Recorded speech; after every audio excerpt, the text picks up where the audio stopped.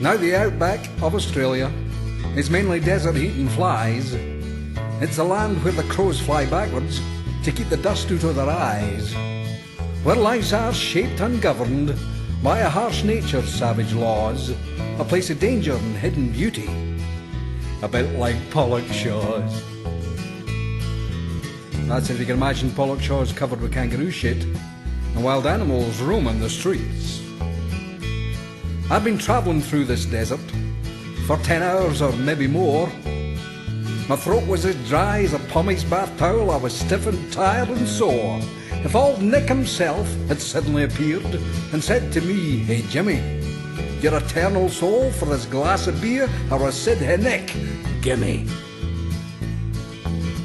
Mind you, I don't normally have social intercourse with religious people. Then God or old Nick, I don't know which one, and didn't much care at the time, caused to spring up by the side of the road a holy miraculous sign that said 10 miles to go, take the Outback Hotel, serving hot food and cold beer. Hoping they got their adjectives the right way round, I shifted into top gear. Dry, my God, I could have sucked the sweat out of a pommy's armpit.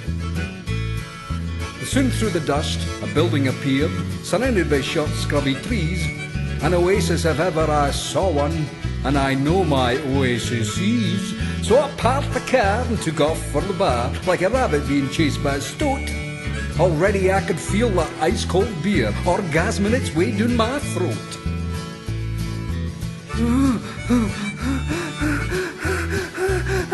Was it good for you too?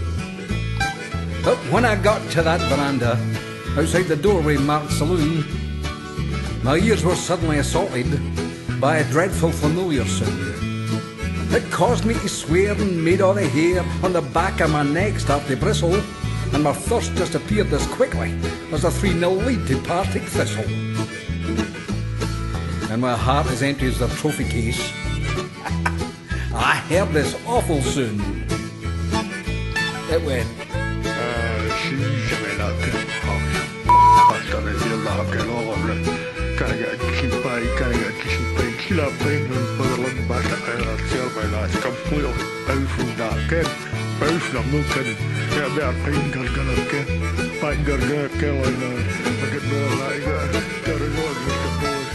well, at least this time I knew it wasn't me. Because it bloody well usually is, you know. So I halted outside that veranda. Full of indecision I stood. I was caught in the horns of dilemma, which wasn't doing my piles too much good. For I knew what waited inside for me.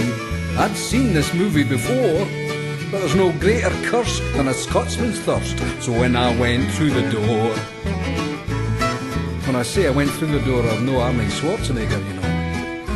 I actually opened it first. Well, I spotted him immediately. It wasn't all that hard to do. Maybe it was Tartan Tammy that gave me the first wee clue. He was about 5'5", give or take an inch, and every inch was plastered.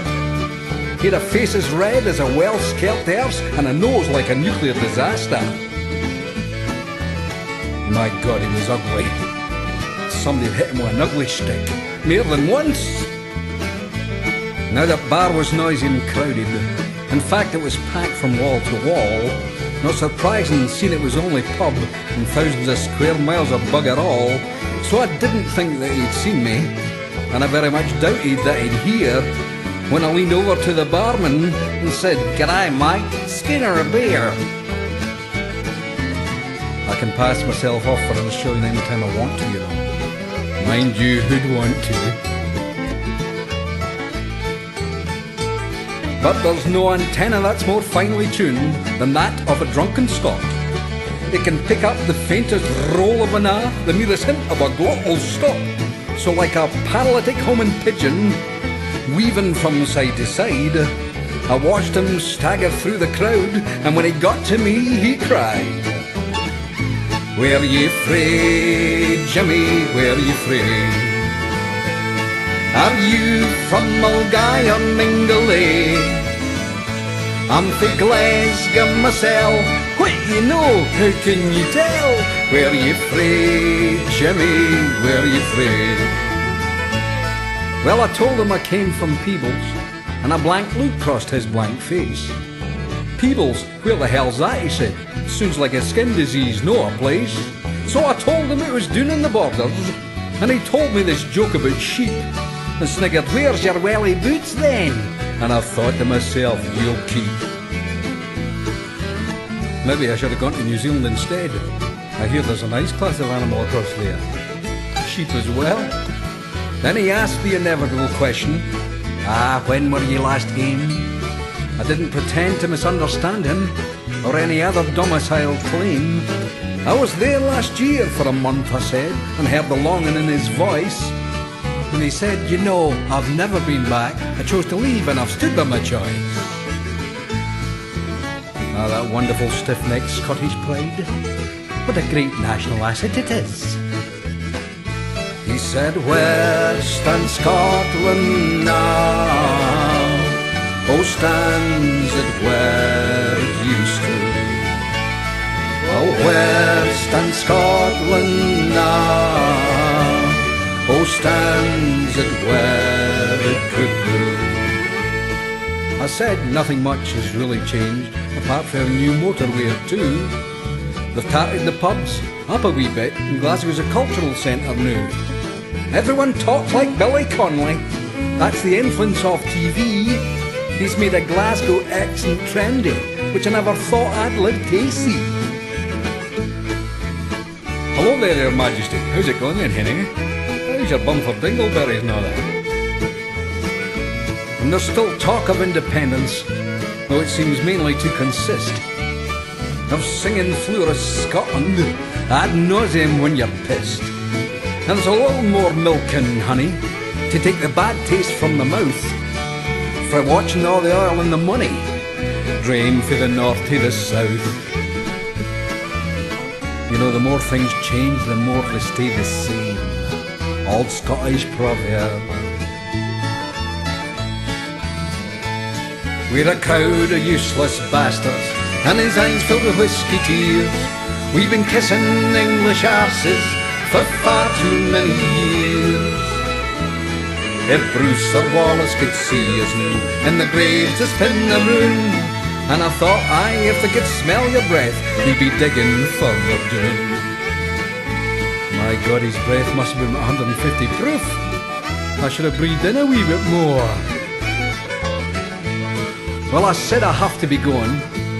I've got a long way still to go. And he said, you're no leaving so soon. Jimmy, surely no. You'll share a drink before you go. You'll have with me a dram. And I thought to myself, what the hell? And said, okay, just the one. I wish I'd a pound for every time I've said that in my life. I'd still be skint. Now what happened next was hazy, but I seem to recollect.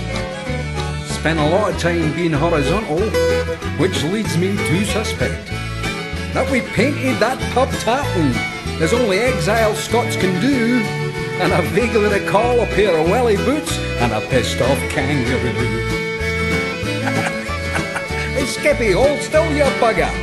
Where's my welly boots then? We sang Florist Scotland 50 times, and dear old Glasgow tune, and occasionally a music-loving Australian would come up and knock us both down. And I can't remember how or when or where I left that bar, or how I managed to find, let alone get in and start my car. But I do remember vividly, as down that track I went, fading in the outback here, that Scotsman's sad lament. It went. Slaman, you want me to Slaman? But I was going to play Slaman, can't we? But we were like colors and I can't remember. So I thought about that. I've never seen it. Because I'm feeling that thing and I know. I think you was bloody Mamoja cocktail was not good. Mamoja cocktails. I mean, you was a Mamoja cocktail when you can hear up. Western Scotland now stands it where it used to. Oh, Western Scotland now or stands it where